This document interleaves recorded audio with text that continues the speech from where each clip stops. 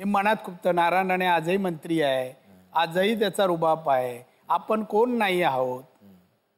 त्यामुळे एक आहे, तुमच्या अंगावरचे कपडे मी घातले म्हणून माझ्या अंगात गुण येत नाही हो, की तुमच्या खुर्चीवर मी बसलो म्हणून मी गुप्ते होऊ शकत नाही. गुप्ते ते गुप्ते, राणे ते राणेच. एवढे गुण ह्या माणसामध्ये असल्यामुळे त्याने ते वरच्या ह्याच्यावरच राहावं. त्यांनी सदैव त्यांची कीर्ती अशी वरच असावी. आणि त्याच्या पदावर राहिल्यानंतर ते सगळं तो आपाप दरारा म्हणा, तो आता पाहण्याची सवय झाली. या भागामध्ये आपण बघणार आहोत की लोकांना दादांच्या काय काय गोष्टी खुपतात आणि बाहेरच्या लोकांचं खुपणं बघण्याआधी थेट वळूया ते म्हणजे त्यांच्या चिरंजीवांचं खुपणं ऐकूया त्यांच्याबद्दलचं. 16 वर्षाचा असल्यापासून मी बाबांबरोबर फिरतोय. तुम्ही नेहमी सिरियस असता, तर हे कुठेतरी खुपते किंवा खुपतं. ते कार्यक्रमाचं नाव खुपते तिथे गुप्ते म्हणून खुपते आलं. तर ते सिरियसनेस सगळं काही सोडा आणि हसत खेळत कुठलीही म्हणजे भविष्याची पर्वा न करता की भविष्यात काय होईल आणि काय नाही अशी कुठलीही पर्वा करू नका. आपण कोकणातली लोकं आहोत आणि कोकणातली लोकं हे उद्याची कधीच पर्वा करत नाही. तर आणि मलाही कधी एवढ्या वर्षात तो अनुभव तुमच्याबरोबर आलेला नाही. पण हे नेमकं तुमचा जो हा असा जो गालावरचा जो म्हणजे तो बोट ठेवून जो गालावर तुम्ही जे विचार करत बसता ते नेमकं इतक्या वर्षापासून मला अजूनपर्यंत अंदाज लागलेला नाही. तर आजच्या कार्यक्रमात तो अंदाज कदाचित गुप्तेना लागेल आणि ते मला सांगतील एवढी खात्री मला या कार्यक्रमाच्या स्वरूपाने वाटते. तुम्ही मजा करा, घरी भेटतो तुम्हाला. सगळ्यात पहिल्यांदा ती पोज काय असते म्हणजे जी ज्याची त्यांना मला म्हणजे ते नैसर्गिक दृष्ट्या येतं. बोलता बसताना आम्ही मी सांगते थोडंसं असं विचारात असले ना, बऱ्याच वेळा मी असं मार्क केलंय की थोडे विचारात असले ना की ते असे बसणार. आता तीच ऍक्शन नातू सुद्धा करून दाखवतो. म्हणजे त्याला असं विचारलं की आजोबा कसे बसतात, तो असं करून दाखवणार. म्हणजे ते त्यांनी सुद्धा हेरली आहे. पण ते थोडेसे असे विचारात असले की तसे बसतात, असं एक हे आहे. मग ते खूप असं कधी कधी सारखं पण असं वाटतं विचार कशाला असावे माणसाला. मग कधी कधी गोष्ट तुम्ही म्हणता. मग कधी कधी असं वाटतं का की नको एवढं मोठे नेते, पण त्यावेळेला बरं होतं बाबा चेंबूरमध्ये आम्ही होतो तसं. खूप वाटतं, मिस करतो ते. जे सुरुवातीला जे कॉलनीमध्ये राहायचो आमचे ते दिवस होते ते फार मिस करतो. पण कधी कधी वाटतं असं एवढे गुण ह्या माणसामध्ये असल्यामुळे त्याने ते वरच्या ह्याच्यावरच राहावं. त्यांनी सदैव त्यांची कीर्ती अशी वरच असावी. आणि त्याच्या पदावर राहिल्यानंतर ते सगळं तो आपाप दरारा म्हणा, तो आता पाहण्याची सवय झाली. त्यामुळे त्यांनी असं नुसतं उदास बसणं तसं नाही आवडत आता. आता बघूया लोकांचं खुपणं काय आहे. या परिसरात पूर्वी फक्त तुमचा आवाज चालायचा आणि आता पाहतात हा जो कर्कश आवाज येतोय त्यामुळे आम्ही इथले रहिवासी आणि मी स्वतः इतका त्रासलो आहे. मी स्वतः हृदयरोगी असल्यामुळे या आवाजाचा मला खूप त्रास होत आहे. एवढेच माझं खंत आहे की हा आवाज बंद करावा. मी काय म्हणत होतो, हे राणे साहेबांचं ऑफिस आहे इथे एक मोठा खड्डा पडलेला आहे. त्याच्याकडे इथे कोण नगरसेवक आहेत त्यांचं दुर्लक्ष झालेलं आहे. ही गोष्ट मला खूप आहे. चेंबूर सुभाषनगरमध्ये आम्ही राहता 2 नंबर बिल्डिंगच्या पाठीमागे. साहेबांनो आमका पाण्याचं खूप प्रॉब्लेम असा, त्यामुळे आमका पाणी मिळत नाही. हो ह्या म्हाका खूपता, तर आमची काहीतरी सोय करा पाण्याची. मी सुभाषनगर चेंबूरमध्ये राहते. इथे फक्त आता ड्रेनेजचा प्रॉब्लेम आहे, जेणेकरून आम्हाला दर 3 महिन्याने प्रॉब्लेम होतो. गटारं वाहतात आणि मग त्याच्यामुळे डासांचा वगैरे फार प्रॉब्लेम होतो. हीच गोष्ट खूप खुपते. मैं चेंबूर सुभाष नगर में रहती हूँ और बिल्डिंग नंबर 2 बिल्डिंग के पीछे, और ये कचरा बहुत परेशानी हो रहा है. ये कोई हटा भी नहीं रहा है. ये मच्छर बहुत आता है और प्रॉब्लम हो रहा है हम लोग को. ये बात चुपती है. दादा, चेंबूर सुभाषनगर भागामध्ये जिकडे तुम्ही लहानाचे मोठे झालात तिकडच्या लोकांच्या गोड आणि कडू अशा तक्रारी खुपणं त्यांचं ऐकलं, तुम्ही काय उत्तर देऊ इच्छिता? फार त्या लोकांचे मी आभार मानेन. तर त्या लोकांनी आज मी जो राजकारणात यशस्वी झालो आहे ते राजकारणची सुरुवात मी सुभाषनगरमधून केली. ह्या ज्या काही महिला ज्या बोलल्या त्या कॉलनीच्या बाजूला स्लम आहे की मी नगरसेवक असताना त्या स्लममध्ये पाणी आणि टॉयलेटची व्यवस्था सगळी मी त्यांना केली होती. आता त्यानंतर आता मी 85ला होतो 91 पर्यंत. त्यानंतर जे नगरसेवक कोणी लक्ष न दिल्यामुळे हे सगळे प्रश्न आहेत. त्यांना मी एवढंच सांगू शकेन तुमचे छोटे प्रश्न आहेत माझ्या दृष्टीने. खरंय खरंय. मी राज्याचा मंत्री आहे, उद्योग मंत्री आहे. तुमचे सगळे प्रश्न सोडवण्याचा मी किंवा नागरी सुविधा लवकर पूर्ण करू शकेन आणि तशा मी संबंधित अधिकाऱ्यांशी आज किंवा उद्या बोलून त्या समस्या दूर करेन एवढं मी आश्वासन देतो. वा वा वा. हो बघा, तुम्हाला खुपते तिथे गुप्तेच्या माध्यमातून तुमच्या काही नक्की चिंता दूर होण्याचा प्रयत्न होणार आहे. हे खुपते तिथे गुप्तेचं यश आहे असं मला वाटतं. पण त्यातनंच मला पुन्हा एकदा असं हे सगळं तक्रारी ऐकताना मला वाटलं वहिनींना विचारावं, काय हो म्हणजे ह्यांचं कामच सुरुवातीपासून तक्रारीच. म्हणजे जो घराच्या समोर माणूस येत असेल तो काही नाही, फक्त राणेसाहेब तुम्हाला सांगायला आलोय खूप चांगलं काम केलं धन्यवाद एवढं सांगायला फार कमी लोक येत असतील. येणार ती कायम गाराणी घेऊनच येत असणार. या गोष्टीचा कंटाळा येतो का कधी कधी? नाही, कंटाळा तर येतो. सुरुवातीला तशी सवय पण नव्हती एकतर.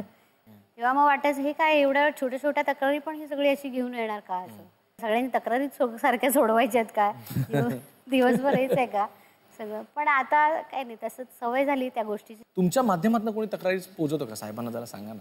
हो, बरीचशी सांगतात, त्यांचा स्वभाव बघून सांगतात कधी कधी. एकदा मी असंच ऑफिसमध्ये बसलो होतो पक्षाच्या आणि लोक भेटायला लाईन लागली. तेवढं ते एक जवळ 25-26 वर्षाचा तरुण आला. मला बोला हे पत्र तुम्ही वाचाच. मला अरे एवढी लोक आहे. मग नाही हे वाचलंच पाहिजे असं माझी इच्छा आहे. ठीक आहे बघ, हे मी वाचलो तर मी हसलो. त्या पत्रात होतं माझे वडील नाही, आई नाही, मी आता एवढ्या वर्षाचा झालो आहे, माझ्या लग्नाचा खर्च अमुक अमुक आहे, तर तुम्ही मला लग्न करून द्या. इथपर्यंत मजल लोकांची तक्रारीची गेली. जिव्हाळा आहे लोकांचा. म्हणजे आता थोडंसं राजकीय खुपण्याकडे येऊया. लवासाचं तुम्ही जे समर्थन केलं हे काही लोकांना खुपतं, याबद्दल तुम्ही काय सांगाल? ही विकासाच्या दृष्टीचा आहे. कोणी काही टीका करू दे, विकासाच्या आणि तोडफोड करण्यापेक्षा साध्य करण्यामध्ये माझं जास्त असतं. की एकदा एवढा मोठा प्रकल्प येत असेल त्या प्रकल्पाला मदत करा. इथल्या मध्यमवर्गीयांना, इथल्या लोकांना आपण स्वित्झर्लंड इथे का दाखवू नये पुण्याच्या जवळ. आणि असं जर हिल स्टेशन झालं तर आपल्याला परदेशातले लोक इथे येतील, खर्च करतील, परदेशी करन्सी आपल्या देशाला विकासाला मिळेल. त्यामुळे असा विकास व्हायला पाहिजे. नियम एखादा तोडला असेल कारवाई करू, म्हणून काय प्रोजेक्ट तोडफोड करायची का? काय नियम तिने आदिवासी जागा घेतली, काय नियम हे केलं, आदिवासी जागा घेतली. आदिवासींची जागा घेतली तर नियम असा आहे की 1974चा कायदा सांगतो की तुम्ही शासनाची परवानगी घ्या. मी रेग्युलाइज करताना मी काय पाहिलं, कायद्यामध्ये कारवाई करू शकतो आणि रेग्युलाइजही करू शकतो. काय मी करू शकतो, जे आदिवासी आहेत ज्यांना पैसे मिळाले नाहीत 2 महिने जाहिरात द्या, एक स्पेशल ऑफिस तयार करा, त्या ऑफिसमध्ये स्टाफ बसवा आणि जाहिरात द्या, कोणाचे पैसे नाही मिळाले इथे या आणि पैसे घेऊन जा, कागदपत्र दाखवून. एकही माणूस आला नाही. हे जे बोंब मारत होते ना, आदिवासी पैसे दिले नाही, अमुक नाही, 2 महिने प्रांत आणि तहसीलदार बसले बोर्ड लावून, कोणी आले नाही. आणि म्हणून जेवढ्या तिथे नियमबाह्य गोष्टी झाल्या होत्या त्या मी रेग्युलाइज करून दिल्या. सरकारने माझ्या अध्यक्षतेखाली कमिटी नेमली आणि मी सगळ्या गोष्टी रेग्युलाइज केल्या. आतापर्यंत आपण सामान्य माणसाचं खुपणं त्यांच्यापर्यंत आणले, पण आता एका नेत्याचं खुपणं देखील आपण आता बघूया की त्याला दादा काय उत्तर देतात. आजचे महाराष्ट्राचे उद्योग मंत्री नारायण राणे त्यांनी जवळजवळ 42-43 वर्ष शिवसेनेमध्ये काम केलं. एक साधा शिवसैनिक, शाखा प्रमुख, नगरसेवक, बेस्ट समितीचे अध्यक्ष, दुग्ध विकास मंत्री, महसूल मंत्री आणि मग राज्याचे मुख्यमंत्री. ही इतकी पदं भोगल्यानंतर देखील नारायण राणे यांनी शिवसेना सोडली ते खुपतंय. ज्या शिवसेना प्रमुखांनी आम्हाला घडवलं, ज्यांनी आम्हाला एखाद्या झोपडपट्टीतून किंवा एखाद्या अन्य साध्याच्या गोष्टीतून अगदी मुख्यमंत्रीपर्यंत नेऊन बसवलं ज्या नारायण राणेंना, ते नारायण राणे ज्या दिवशी शिवसेना प्रमुखांना धृतराष्ट्र बोलले आणि मातोश्रीवरती मिठाई पोचवली असे बोलले, ते खुपतंय, ते दुखतंय. अनेक लोक शिवसेना सोडून गेले, पण शिवसैनिकांच्या भोवती हल्ले नाही झाले, हातपाय नाही तोडले, डोके नाही फोडले, खून नाही झाले. पण हे नारायण राणे साहेबांनी करण्याचा प्रयत्न केला त्याचं दुःख वाटते, ते खुपतंय. 2007च्या विधानसभेच्या निवडणुकीमध्ये आपण 5,000 कोटीचं कोकणाच्या विकासासाठी पॅकेज जाहीर केलं. त्यातला एक दमडा पण तुम्हाला मिळाला नाही हो कोकण विकासाला. जे आधी तुम्ही जाऊन त्या ठिकाणी काँग्रेसमध्ये, राष्ट्रवादीमध्ये बसून फक्त कोकणाच्या विकासाच्या भुलथापा देत आहे, ते खुपतंय साहेब, ते दुखतंय हो. ज्या शिवसेना प्रमुखांनी प्रचंड विश्वास ठेवला त्या शिवसेना प्रमुखांचा आपण विश्वासघात केला, सत्य खुद्द आहे. दादा, रामदास कदम माझ्या राजकीय काही निर्णयांबद्दल किंवा वागण्याबद्दल त्यांच्या मनात अनेक गोष्टी खुपतायत, ही आनंदाची बाब आहे. पण जो निर्णय घेताना माझ्याबरोबर हे महाशय होते माझ्या भित्री बंगल्यावर होती आणि मी तुझ्याबरोबर येतो सांगून गेले. त्यानंतर बोलले मी फक्त गावी जाऊन खेडला येतो. आणि खेडून परत येताना मध्ये जो काय फोन झाला की विरोधी पक्ष नेतेपद तुम्हाला देऊ, आणि त्याच्यामुळे विचारात परिवर्तन झालं. त्यामुळे आज ते माझ्याबरोबर नाहीत, तिकडेच आहेत. आता कोणाच्या मनात काय खुपतं त्याचा विचार त्यांनी करावा. माझे मित्र होते ते आता मित्र नाही आहेत आणि आता योग्य मार्ग न मिळत असल्यामुळे घुटमळत आहेत आणि त्यामुळे त्यांच्या मनात खुपतंय. त्यांना कुठे मार्ग नाही, जायला नाही, राष्ट्रवादी नाही, BJP नाही, MNS नाही, कोण घ्यायला तयार नाही. शेवटी कुवत लागते ना. आज बाजारात मी असलो आणि हे असले तर मला त्याला असला माल नको, कोकणातला हा माल चालत नाही. आपण सगळे चला, आज डिमांड आहे ती गोष्टी गोळी.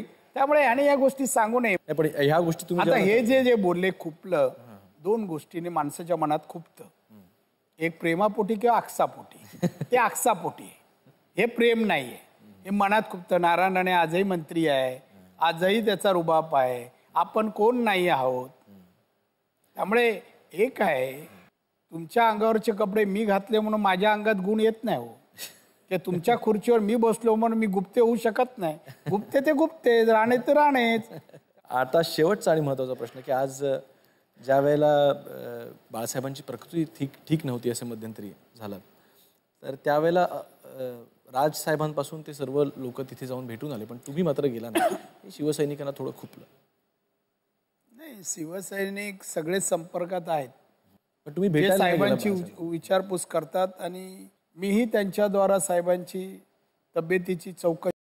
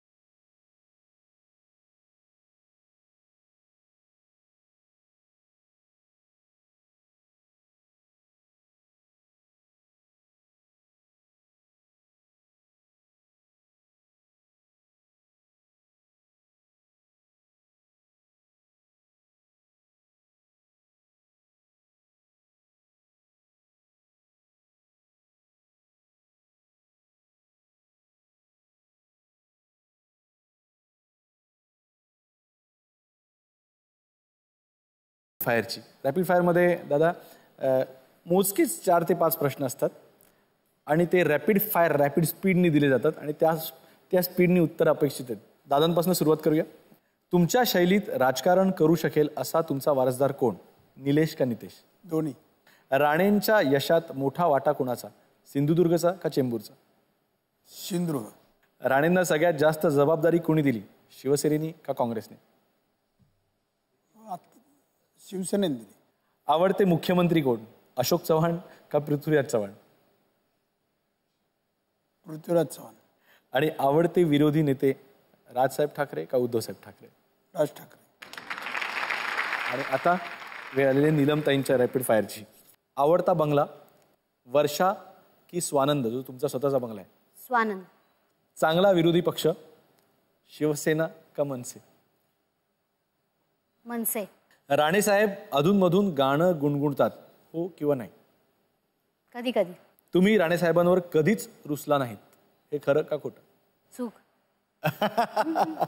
जोरदार टाळ्या. आणि अतिशय छान प्रकारे ह्या रॅपिड फायरला दोघंही पती पत्नींनी उत्तरं दिलेली आहेत. पुढचा राऊंड म्हणजे फोन राऊंड. आणि आता मला उत्सुकता आहे की मी हा फोन दादांच्या म्हणजे नारायणरावजी राणे यांच्या हातात देतोय आणि ते कुणाला फोन लावतायत आणि ते त्यांच्याशी काय बोलतायत हे आपण बघूया. दादा. थँक्यू.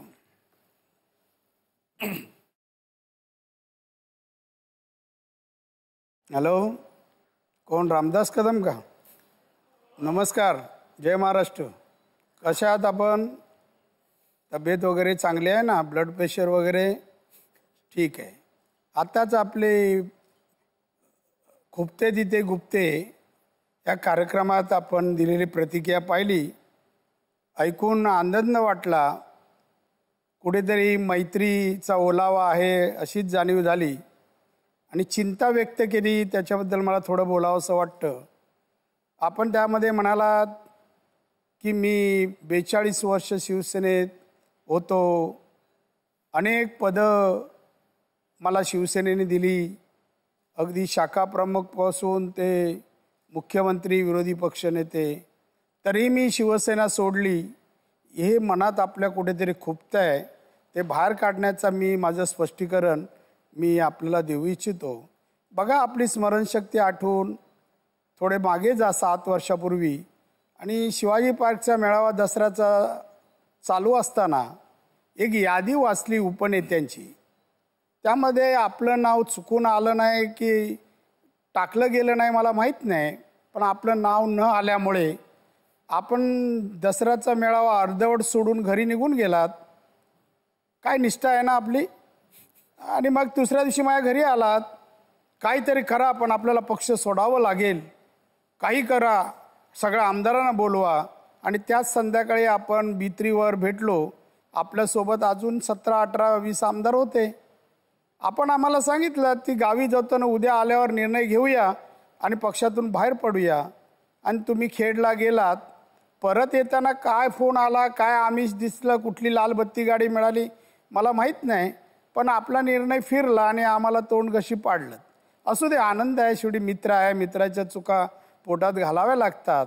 पण आपण आज सांगितलं मनात खुपतं. मला पण ते आज 7 वर्षापूर्वीची घटना मनात खुपतं. काल असलेला रामदास कदम मित्र आज माझ्याबरोबर नाही.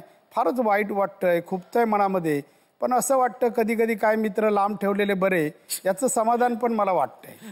असू दे, तुम्ही म्हणालात मी कोकणचा नेता, मी मंत्री आहे, कोकण पॅकेजमध्ये 5,000 कोटी दिले, एक दमडा. आपण आमदार अजूनही आहात, पण मला वाटतं महाराष्ट्राच्या कामकाजाचं ज्ञान म्हणा, माहिती म्हणा, आपल्याकडे अपुरी येते असं म्हणेन. मी म्हणणार नाही तुमचं अज्ञान आहे, कारण तुम्ही पण विरोधी पक्ष नेते होतात. आता काम कारभार कसा केला ते विश्लेषण पत्रकार करतील, ते काम त्यांचं आहे, मी काय करणार नाही. पण मी सांगेन की जवळपास 90, 95, 99% निधी मिळाला आहे. काय राहिला तर आपुलकीने फोन करा, मला सांगा. मी शिल्लक राहिलेले पैसे शासनाकडून मिळवून देण्यासाठी मी नक्कीच प्रयत्न करेन आणि एवढी कुवत माझी आहे असं मला वाटतं. आणि म्हणून मनाजवळ खूपच असलं तरी मला एकही वाटतं की माझा मित्र तेव्हा एवढा अस्वस्थ होता, आज एवढे दिवस शिवसेनेत कसा राहिला. किरण पावसकर शिवसेनेतून राष्ट्रवादीत गेले तेव्हा मी एक बातमी वाचली की किरण पावसकर बरोबर अजूनही रामदास कदम वगैरे होते, पण अजित पवार म्हणाले की तुम्हाला आमदारकी आणि मंत्रिपद मिळणार नाही, म्हणून आपण त्याच घरात राहिलात. काय आपल्या मनात किती खुपतं नाही. अजून हे आपल्या मनामध्ये फार असं वाटत असेल की मला कधी मंत्रिपद मिळतं आणि मी कधी उड्या मारतो, पण तसा पक्षात नसेल तर नवीन आपण निर्माण करा, प्रयत्न करा. पुढे मी कधी TV वर आलो आणि प्रतिक्रिया विचारली तर मात्र उघडपणे देताना विचार करा की आपल्यानंतर नारायण राणे बोलू शकतात. त्यामुळे आजचा फोन करत असताना आपल्याला मात्र दीर्घ आयुष्य आणि उत्तम आरोग्य मिळो आणि अशीच भावना मायाबद्दल व्यक्त करत राहावं अशी परमेश्वराकडे प्रार्थना करतो. फोन ठेवतो मित्रा. आता वहिनी, तुम्हाला पण फोन लावायचा. हॅलो निलेश, आत्ता तुझी प्रतिक्रिया पाहिली, फार छान बोललास तू. वडिलांबद्दलचं तुझं मत तू सांगितलंस, ऐकून फार बरं वाटलं. असा सडेतोड बोलणारा दोन मुलांपैकी एक आहे याचा अभिमान वाटला. कारण नितेश किती झाला तरी तो तुझ्यापेक्षा थोडा सिरियस आहे पण बोलण्याबाबतीमध्ये. पण तू जे काय बोललास ते मनापासून बोललास. धन्यवाद. सांग